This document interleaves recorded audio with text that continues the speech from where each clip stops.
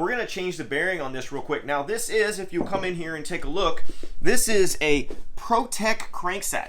All right, what that is Campy introduced this when they came out with their Ecker crank, or Ekar crank, I don't even know.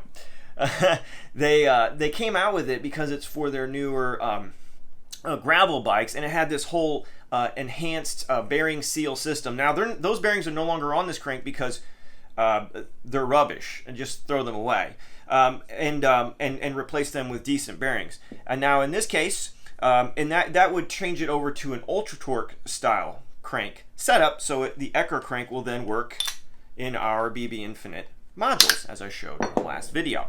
Now, I want to show you this. This is something you want to know about the Campy bearing setup. You see that's a 6mm bearing. This is what's called a 6805N. See how it has a seal on one side, no seal on this side? This is a 6805, which is a standard 7mm wide bearing. So it is the same 25mm diameter, right, for a 25mm shaft. And then it's 37mm on the outer diameter, but it's a narrower profile. And the way they achieve that is they just take a 6805 bearing and they just grind a millimeter of it off. And when they do that, it removes the ability to put a seal on there. So that being said, well, let's take the bearings off of here. You need specialized equipment to work on these Campy cranks. If you do not have a puller system like this happens to be from Park Tool. I favor this one. There's an excellent one from Cyclist. It's definitely going to set you back. And you're going to need a bearing driver.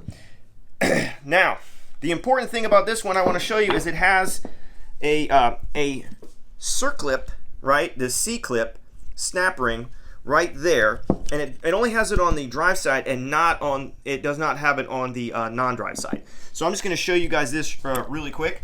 This is a horrible mistake that you should never want to try to do this on the spot, because to try to get one of these things off, you got to get it up underneath it just like that to pop it up.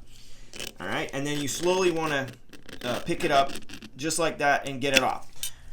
All right, now what a lot of people do is they'll go in there and they will expand this thing out, and then it will be no good. Okay, so you noticed how I barely loosened it so that it was very tight when I was pulling it up. That's what you want, or else you're going to wreck this. Because if you hyperextend it, it won't spring back. All right, and then it's as easy as sticking the puller down onto it, right? And go ahead and run these in, because if you don't, while you're trying to put pressure on it, it could possibly pop out, and we don't want to scratch our crank arm or anything like that. All right, so guys, I know some people are like, man, I'm just gonna get that screwdriver up under there and I'm gonna pry open it. Don't do that. Do not do that. This is one of these deals where you're just gonna have to bite the bullet and invest in the correct tools for the job. That's 8mm. And then we're gonna go ahead and it's gonna give you a little bit of resistance. These are not terribly tight on there. You heard it already pop loose, just like that. Don't be afraid.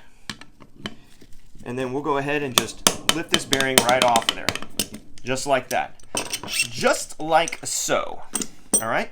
And now, once this is off, you can replace it. We're going to put it right back on there right now.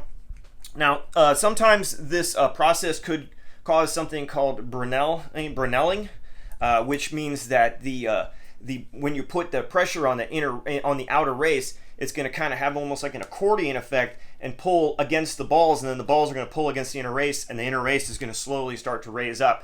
That can put like micro dimples in the races, and then that's the Brunelling, that it makes it feel like it's made out of rocks.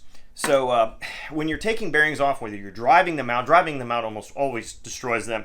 Using this method sometimes can cause some damage.